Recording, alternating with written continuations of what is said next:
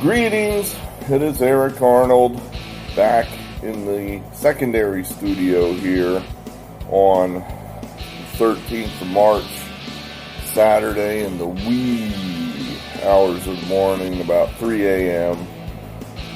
I'm tired, and I could save probably 20 minutes by not shooting in the barn, so the wife said something to me the other day. She said, "When are you going to start shooting in the barn again?" And I said, oh, well, when it warms up. And then I said later, I said, "Can you hear me when I shoot these videos?" She says, "No." But I'm thinking that's yes. That's no meaning yes. So, I mean, why ask that question otherwise? So, at any rate, but I'm too tired to go out there tonight, so maybe this will be one of the last secondary studio episodes. At any rate, we had a barely winning day on Friday. We're not going to throw it back, that's for damn sure. And we got what? I honestly don't know what we got here. 10, 12, 10. 1, 2, 3, 4, 10. 10 picks for you for Saturday. Well, let's see. Let's see what was Friday. We'll go for our picks here first. Let's see what we did here. Does anyone know why Juwan Howard went crazy in this game? The best I can figure, and I have really no. I heard Mark Turgeon, coach of Maryland's post-game comments, and these guys are talking in riddles. It's all enigmatic. Is that a word? I can't think how to pronounce that word. It's an enigma. They won't come right out and say what happened, so yet you're left to guess. I think what happened is that Turgeon noticed in the last two games with Michigan that Howard likes to work the refs, and he's been, working the refs and working the refs. Well, you're the opposing coach, so, basically what he's saying is, screw that guy, screw his team, give me the break. He gets no break, I get the break. Get that guy, I get the break. Well, after a while, I guess when, you're tired of, he wants a fair shake too. So I guess he probably said something to Juwan Howard along the lines of, "Shut up." And then, Howard. Apparently some of these hot-headed coaches, they get really angry when the other coach involves themselves in whatever they think is their argument with the ref. So, I guess once Turgeon stood up for his team, that made Howard mad. That's my guess of what happened there. So, I guess Howard managed to find, they were up 10 and they ended up winning by 12? I don't know. So I don't know he fired his team up that much. But he gets it done, gets a W. Kudos to Michigan. Hooray. I mean, because we had Michigan, otherwise we wouldn't care. We had Mississippi State. We were only down 30 at half. I don't know. There, I think the mistake we made was, I think the only reason they hung it all with Alabama a few weeks ago is because Alabama was tired. And Alabama had a few days to rest and get their legs under them. And now all of a sudden, all their threes are falling. And boom, giant blowout, of which we're on the wrong end of.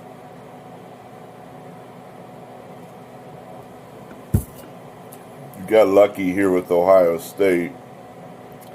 Ohio State was going to cover this game easily, and then Kyle Young gets hurt, one of Ohio State's best interior players, so he misses the whole second half. They got nobody to check Williamson. He's going crazy. He's scoring every possession. Ohio State's big lead goes whoop down to 0, and then somehow, Ohio State managed to pull it out in overtime.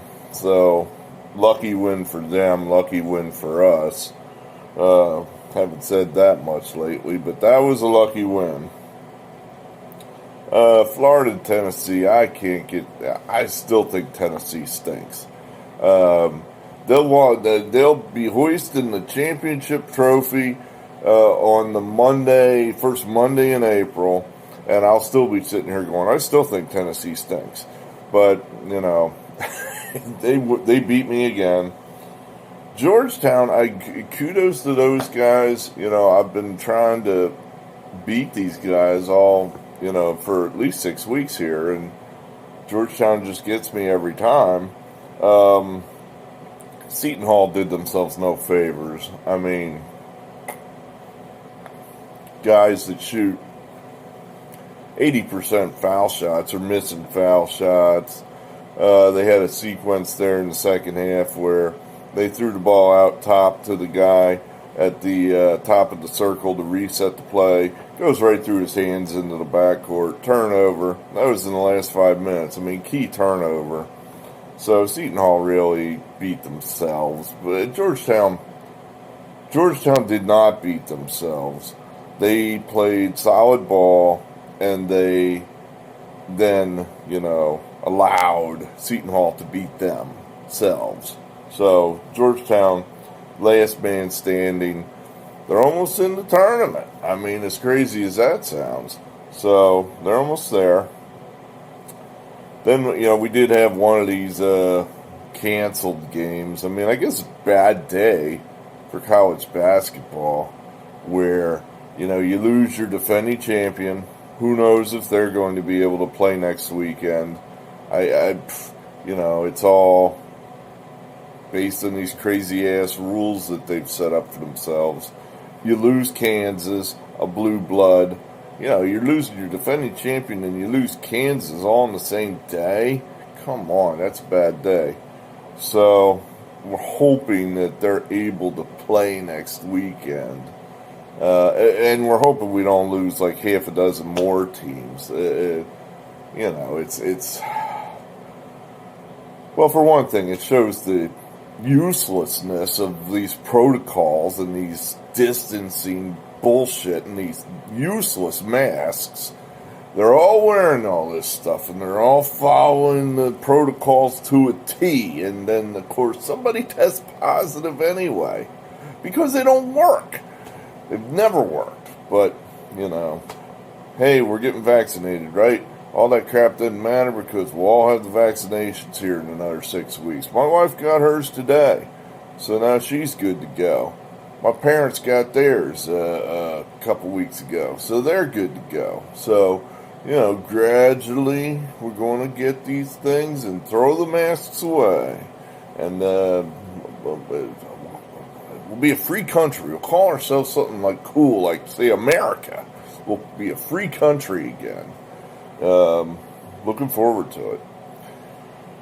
Oklahoma State gets the W. It occurred to me, reading the comments from yesterday's show, I do think there are some people that follow this channel that have it. I keep talking about it. That, I don't have it.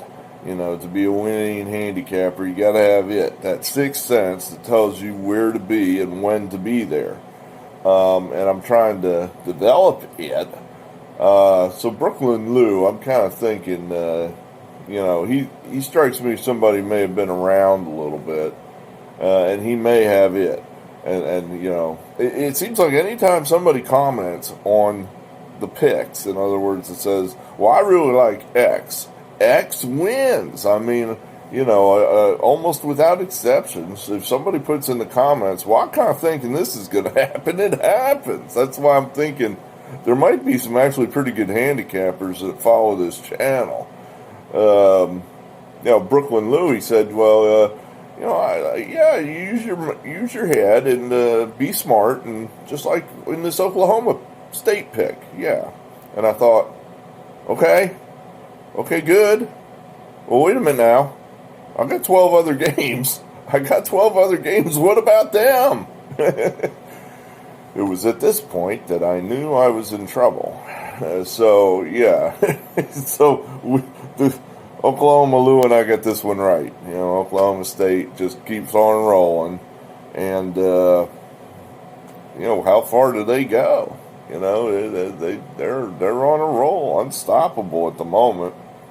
All right, now how stupid is this? This is why I lose, I guess, because I do stupid shit. Like, for some reason, I thought this game was in New York. I thought they were playing the Big Ten tournament in Madison Square Garden. They played it there before, and I just got... I'm laying it off and being old, doing this shit in the, old people like to go to bed early, and here I got my AARP card, and I'm up at 3 in the morning trying to do this stuff, so yeah, okay, all right, mistakes will be made, so I screwed that up, figured Rutgers had put together the big push before the home crowd, there is no crowd, and it's in Indianapolis, and it's all just screwed up, so that one was never close. Arkansas, they do what we need them to do. They get it done. Good job by them. This one went exactly the way we wanted. The plucky underdog against a team that really doesn't have anything to play for. So they played hard. Won outright. So good for Oregon State. We fell on the wrong side of this one. North Carolina was right there. They were right there. It could have gone either way, won against us. We got the Ohio State game. We lost this game. And then this Ole Miss game again. This one could have gone either way. We probably should have had it. Went away from us. Got a tie. We should probably be thanking our lucky stars we got the tie. And then Nevada, they get it done. Play hard. Keep it close enough. And get the cover against San Diego State. So 6 wins, 5 losses, 1 tie, 1 cancellation. There you have that.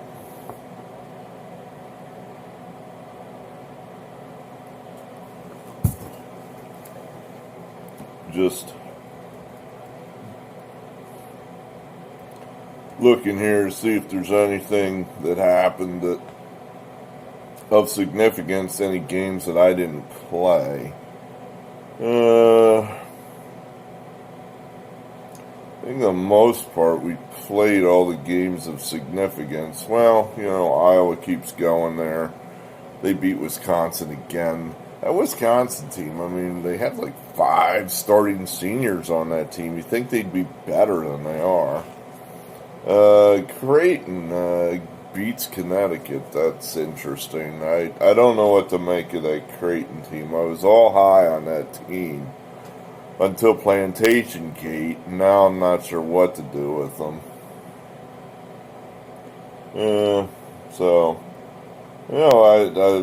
Colorado had a big lead on USC and just hung on at the end there. So, all right, very good. Let's do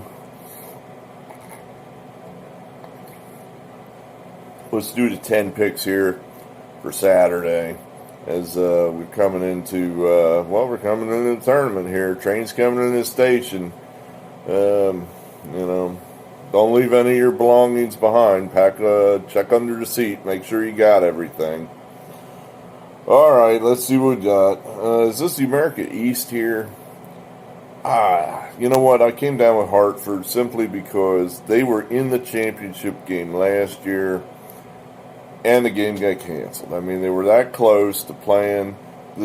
Coach has been there with that team, I think, for almost 10 years. It would have been his first trip to the tournament, and it gets canceled.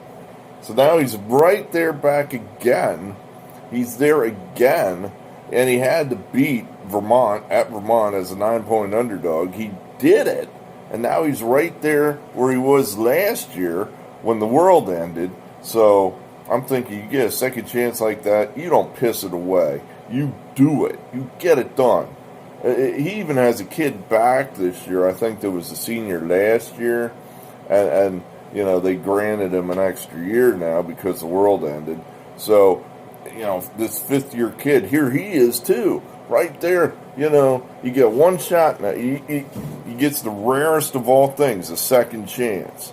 So, that's where I'm thinking Hartford executes their second chance, and they go to the dance. Ohio State. Well, we get a second chance at Michigan. I'm not sure we want it, though. I don't think we can handle Michigan. I mean, we look like shit after Kyle Young got hurt. We looked like absolute shit. We could not handle Purdue on the glass. They just killed us. I mean, what? How are we going to handle Dickinson and his buddy, Fritz? What is it, Detlef Schrempf or whatever that kid's name is? He reminds me. I don't know. I'm old, so I just pick out whatever German player that he's German. I think of some other German player that he's not tall enough to be Dirk Nowitzki, so I think of Detlef Schrempf. He was in the NBA. Both these kids are probably going to be in the NBA, and I don't think Ohio State has one NBA guy on the team. So, I just don't think we can handle these guys. Especially now without Kyle Young to get in there and fight dirty with Dickinson. So, I'll lay the 6 with Michigan. This is just a straight, like I said, I'm going to fade Tennessee. They'll be walking, have a parade in Knoxville, and I'll still be there. I don't think they're very good. So, once again, we'll go against them. Did they make all their threes now for the whole month? I mean, they made every shot today, so I don't know. They're explosive, Alabama. I like that coach. Cincinnati, Wichita State. Thinking here is that Cincinnati is a team that's they're both out of the tournament. They have to win the American tournament. Well, you win this game, you get Houston. Wichita State has already beaten Houston this year. So to me, they are thinking, you know what, we beat Cincinnati, we can beat Houston, we can make the tournament. I don't think Cincinnati believes they can beat Houston. Houston beat those guys by almost 40 points about 6 weeks ago. The discrepancy between the teams is just too big. I just think that, Cincinnati knows that this is their last chance at a win, and after that they're going to get killed by Houston, so I just think that's going to depress them. And Wichita, that's the thinking, we're going to take Wichita. Well, we got 4 chalks already, so here we go, all chalk. Arkansas, more chalk. I don't know, just that Arkansas-Alabama game earlier in the year at Arkansas, that was such a classic that I just think that, it's the basketball gods want to see it again. They just want to see that one again. So I think that's where we're going to go. We're going to do that again tomorrow, I think. Sunday, that is. So we're going to take Arkansas over LSU. All right, here we go. Here's some underdogs. Iowa, I think it's just time for Illinois to throw a clunker. I think Iowa's starting to, they got one of their players back off injury, that Wieskamp. And so I kind of think, I got to pick an underdog here somewhere, right? Iowa can shoot, and if Iowa gets on a roll shooting, I think Illinois is going to have trouble handling them. And I think that Garza can, for the most part, check Coburn inside. So, I'm going to say advantage Iowa. Memphis, Houston. I don't know. We're just sticking with the same thing we did today, and would have worked all weekend had we been doing it all weekend. Okay, who needs this game? Houston's in. They don't need this game. Memphis is on the bubble. They need this game. Or at least to play close. They played these guys just, last weekend? And Memphis tied it with seconds to go in the game. We're going to go to overtime. With 2 seconds left, Houston hits a miracle shot to win the game. Memphis loses. They know they can play with these guys. So I'm thinking you're going to get a number one effort out of Memphis.